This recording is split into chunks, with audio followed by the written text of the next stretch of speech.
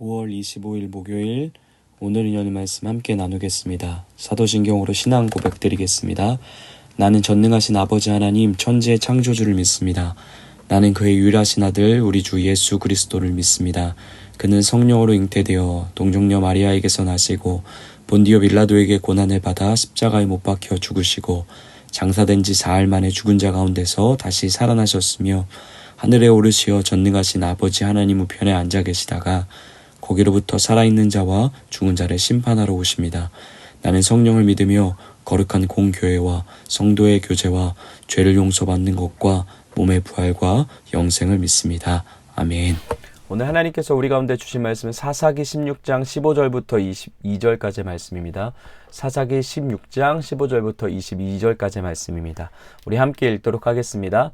드릴라가 삼손에게 이르되 당신의 마음이 내게 있지 아니하면서 당신이 어찌 나를 사랑한다 하느냐. 당신이 이로써 3번이나 나를 희롱하고 당신의 큰 힘이 무엇으로 말미암아 생기는지를 내게 말하지 아니하였도다 하며 날마다 그 말로 그를 재촉하여 조르매 삼손의 마음이 번뇌하여 죽을 지경이라. 삼손이 진심을 드러내어 그에게 이르되 내 머리 위에는 삭도를 대지 아니하였나니 이는 내가 모태에서부터 하나님의 나실인이 되었음이라. 만일 내 머리가 밀리면 내 힘이 내게서 떠나고 나는 약해져서 다른 사람과 같으리라 하니라.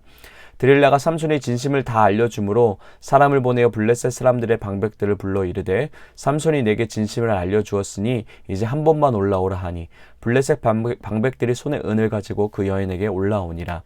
드릴라가 삼손에게 자기 무릎을 베고 자게 하고 사람을 불러 그의 머리털 7가닥을 밀고 괴롭게 하여 본즉 그의 힘이 없어졌더라. 드릴라가 이르되 삼손이여 블레셋 사람들이 당신에게 들이닥쳤느니라 하니 삼손이 잠을 깨며 이르기를 내가 전과 같이 나가서 몸을 떨치리라 하였으나 여호와께서 이미 자기를 떠나신 줄 깨닫지 못하였더라. 블레셋 사람들이 그를 붙잡아 그의 눈을 빼고 끌고 가사에 내려가 노줄로 매고 그에게 옥에서 맷돌을 돌리게 하였더라. 그의 머리털이 밀린 후에 다시 자라나기 시작하니라. 아멘. 삼손의 인생은 만났던 여인들을 중심으로 진행되고 있다고 해도 과히 틀린 말은 아닐 것 같습니다. 삼손 곁에는 항상 여인들이 끊이질 않았고 그들을 중심으로 한 해프닝에 연루되게 되죠. 그 중에서도 우리에게 너무 친숙한 이름을 가진 여인, 교회를 다니지 않는 사람에게도 한 번쯤 영화나 이야기를 통해 들어봤을 법한 드릴라는 삼손에게 있어서 가장 치명적인 여인이었습니다. 삼손 이야기에서 이 여인의 역할은 지금까지 등장한 두 여인보다 훨씬 더 중요하고 영향력을 끼치게 되는데요. 오늘 16장의 하나여서만 봐도 16장 초반부에 등장하는 가사에서 만난 기생 여인은 이름조차 나와 있지 않은데 드릴라의 이름은 7차례나 정확하게 사용하며 그 여인의 이름을 중심으로 이야기가 전개되고 있음을 우리 성경을 통해 확인해 볼 수 있죠. 삼손의 3번째 여자인 드릴라, 그의 이름은 작고 연약한 그리고 대표적으로 어둠이라는 뜻을 가진 여자였습니다. 그 옆을 지키던 사사 삼손의 이름은 태양의 아들, 조금 더 성경적인 뜻으로 풀이하자면 빛의 아들이라는 의미를 가진 남자였죠. 그녀는 이름처럼 작고 여리고 그러나 요염한 어둠을 상징하는 여인이었습니다. 그에 반해 삼손은 누구와 견줘도 지지 않을 것 같은 힘과 강함의 상징이었고 또 태양 같은 빛의 아들이었죠. 무엇인가 빛과 어둠의 대결 구조를 이야기해주고 있는 것 같습니다. 우리가 잘 알듯 어둠은 빛을 이길 수 없습니다. 아무리 칠흑 같은 어둠이 있는 공간일지라도 그것에 작은 불씨, 작은 불빛 하나만 비춰도 그 어둠은 금세 거쳐지기 때문이죠. 그러나 삼손의 이야기는 이토록 당연한 것 같은 결과를 뒤집어 놓게 됩니다. 작고 연약해 보이는 어둠이 강하고 힘있어 보이는 태양과 같은 빛을 집어삼키는 모습을 보여주게 되죠. 그것을 우리는 드릴라와 삼손의 관계에서 만날 수 있게 되는 것 같습니다. 어떤 과정을 지나 이런 당연하지 않은 결과를 맞이하게 된 것일까요? 우리 함께 좀 차근차근 살펴보면서 말씀을 보면 좋을 것 같습니다. 사사 삼손이 다스리던 시기는 블레셋과의 관계에서 굉장히 우위를 점하고 있는 듯해 보입니다. 삼손이 수많은 블레셋과의 대결에서 대승을 하게 되고 그로 인해 블레셋은 씻을 수 없는 치욕과 같은 상황을 계속해서 경험하게 되죠.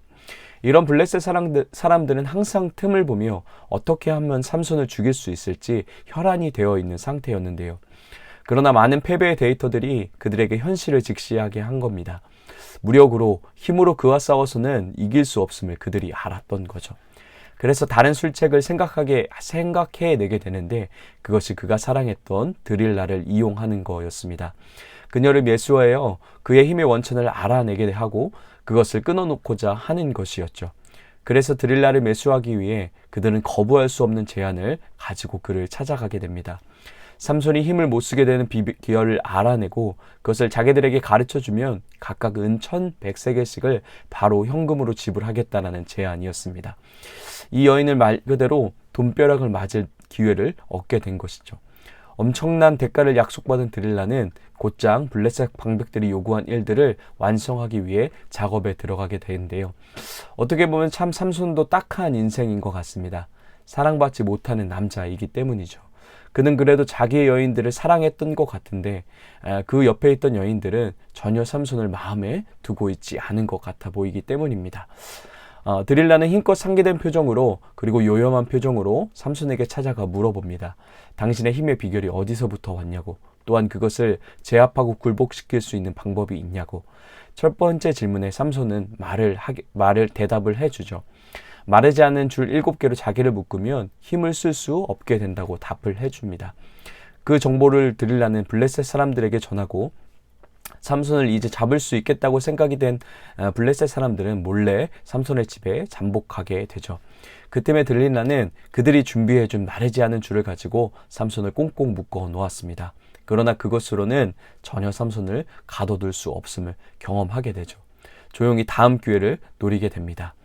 이미 많은 돈에 마음을 빼앗겨버려 앞뒤 상황을 가리지 않고 달려드는 드릴라는 다시 한번 화를 내며 삼손을 찾아가게 되죠. 당신이 나를 희롱했다고, 날 사랑하지 않는 거냐며 이번에 진짜 진실을 말해달라고 다시 한번 투정 부리며 질문하게 됩니다. 당신을 결박할 수 있는 방법이 무엇이냐 다시 묻는 드릴라의 질문에 삼손은 못 이기는 척하며 한 번도 쓰지 않은 새 밧줄로 자기를 묶으면 힘이 빠진다고 대답해 주게 되죠.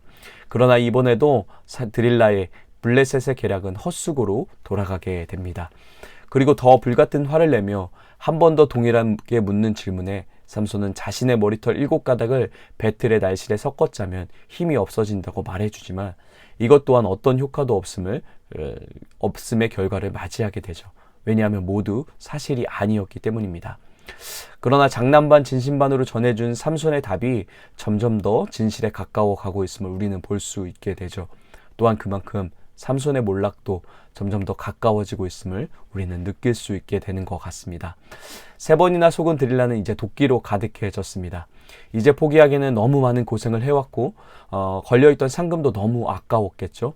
그런 그녀는 더더욱 삼손을 괴롭히며 집요하게 물어오게 됩니다. 가끔씩 묻던 그리고 며칠 텀으로 묻던 그녀의 질문은 매일 매순간 삼손을 들볶기 시작하죠. 그 집요한 질문에 삼손을 무너뜨리기 위한 4번째 그 드릴라의 시도가 오늘 우리가 함께 읽은 15절부터 22절까지의 말씀의 내용입니다.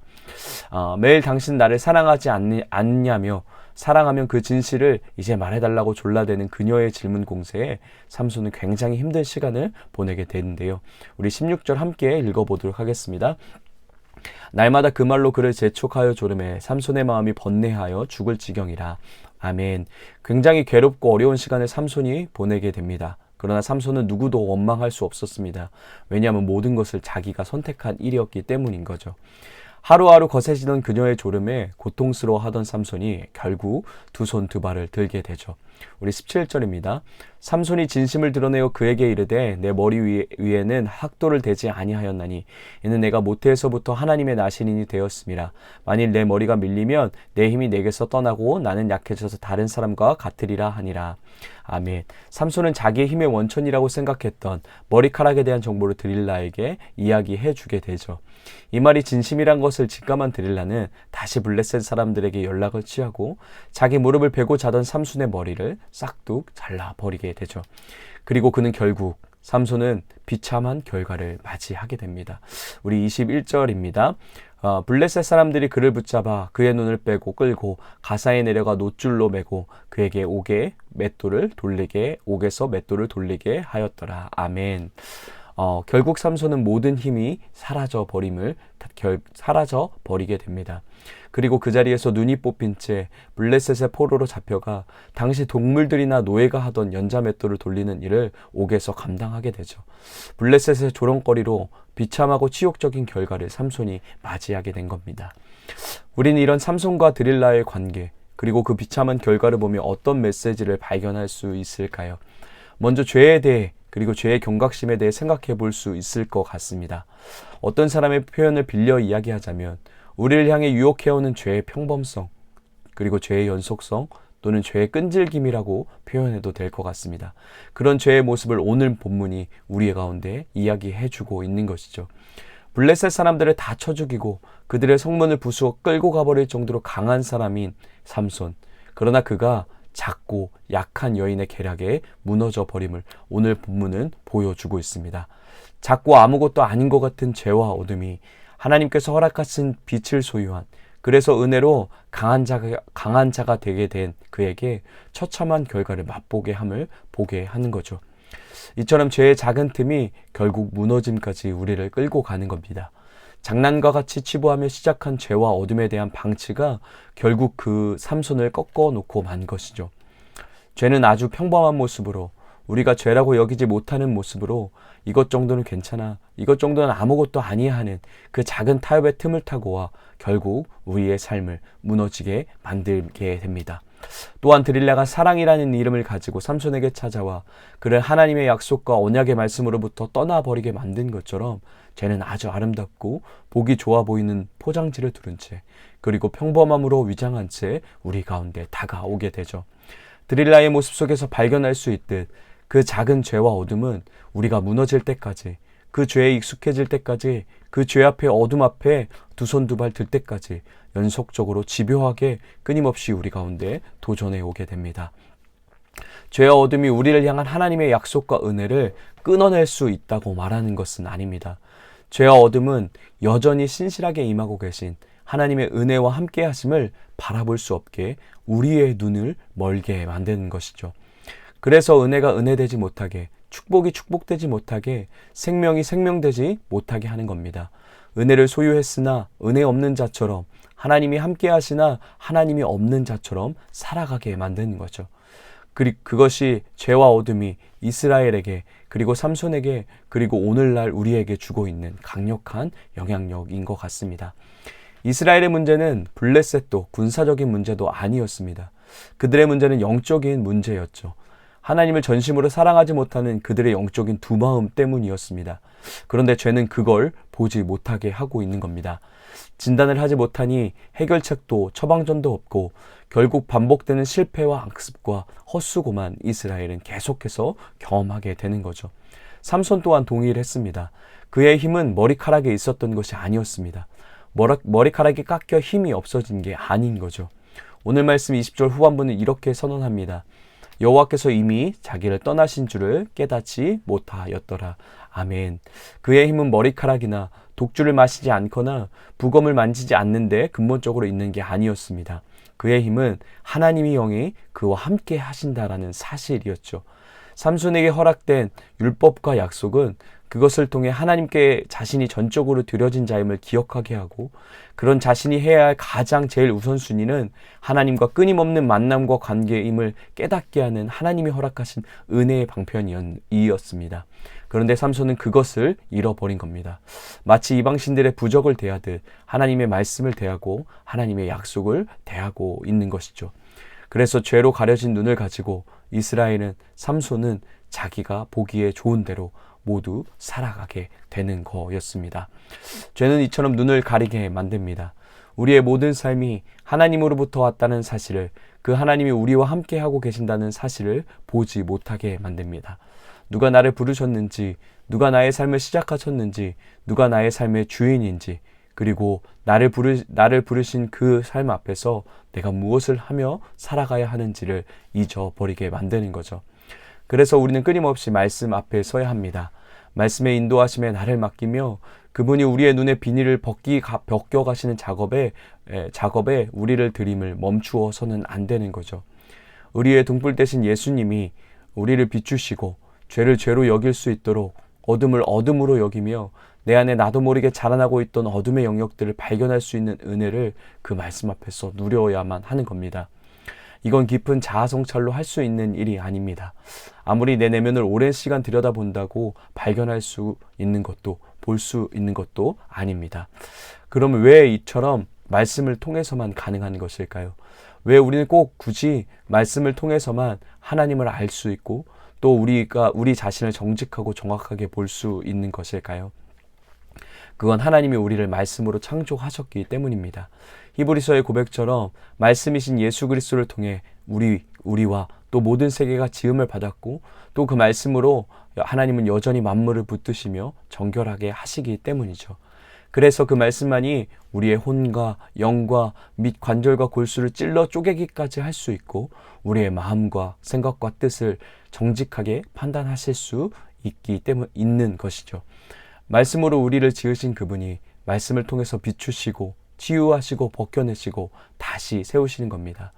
죄의 시작이 하나님의 말씀을 버리고 그 말씀을 말씀대로 받아들이지 못하게 하는 유혹으로부터 시작되었기에 회복과 구원 또한 말씀으로부터 오는 것이죠. 또한 죄를 거부하며 저항할 수 있는 힘도 우리 안에 결단과 노력으로 나오는 것이 아니라 우리를 붙드시는 말씀의 은혜로만 가능한 것인 줄 믿습니다. 말씀이 무질서를 질서로 바꿔 놓으셨습니다.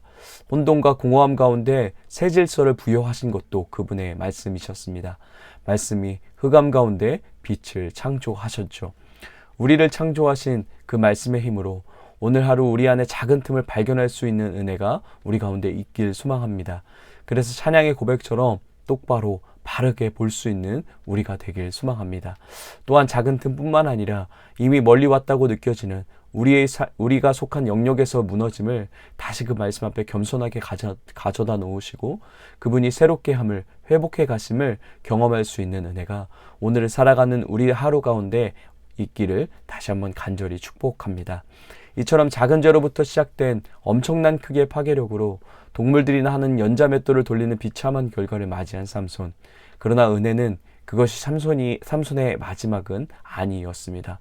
오늘 성경은 22절에서 이렇게 선언하고 있습니다. 그의 머리털이 밀린 후에 다시 자라나기 시작하니라. 아멘. 죄의 결과로 모든 것이 비참하게 끝날 것 같은 곳에 다시 한번 한 줄기 빛을 비추십니다.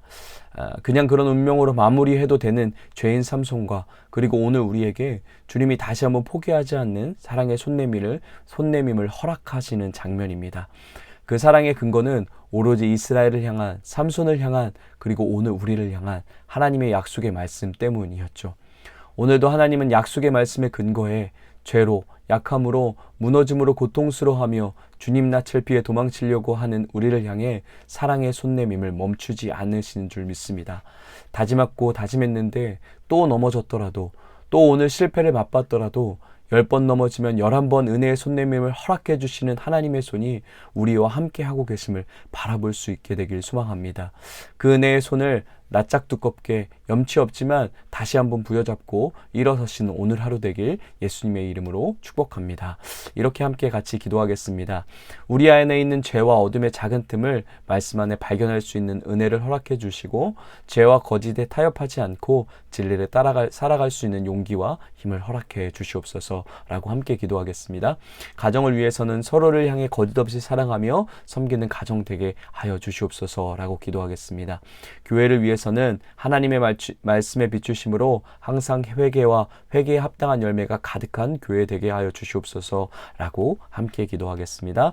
나라와 세상을 위해서는 정직함과 진실함이 미련함으로 치부되어지는 세상 속에서도 그리스도인들이 하늘의 가치를 부여잡고 살아가는 나라와 세상 되게 하여 달라고 함께 기도하겠습니다. 오늘 공동체 기도 제목은 박돈식 안수 집사님을 위해서 우리 함께 같이 기도하도록 하겠습니다. 개인의 기도 제목은 하나님의 시선이 머무는 곳에 나도 그곳에 함께 하기를 임직하는 날까지 무사히 훈련을 마칠 수 있도록 가정을 위한 기도 제목은 예수 안에서 늘 화목하며 예수님만 생각하는 가족이 되기를 삶의 현장을 위한 기도 제목은 삶의 본이 되기를 교회를 위한 기도 제목은 예수님 사랑 안에서 서로 사랑하며 그 사랑을 전하는 교회 되게 하소서 사회와 나라 온 세계를 위한 기도 제목은 질병, 기후 등 변칙적인 일들이 많아지는데 하나님의 뜻이 온 땅 위에 가득하기를 우리 이러한 기도 제목을 가지고 계신데 우리 박돈식 집사님을 위해서 생각나시는 대로 중보하며 나아가며 기도하겠습니다. 또한 가족과 떨어져서 먼 곳에서 일하고 계시는데 항상 일할 때마다 안전을 지켜주시도록, 또 모든 일정들 가운데 하나님의 회복과 심과 함께 하심이 있을 수 있도록 우리 박돈 집사님을 축복하시면서 우리 함께 같이 기도하겠습니다. 또 개인에게, 또 가정을 위해, 또 교회를 위해, 나라와 열방을 위해 하나님이 생각나게 하시는 기도 제목 가지고 함께 자리에서 기도하신 후에 주기도문으로 모든 예배 마치도록 하겠습니다.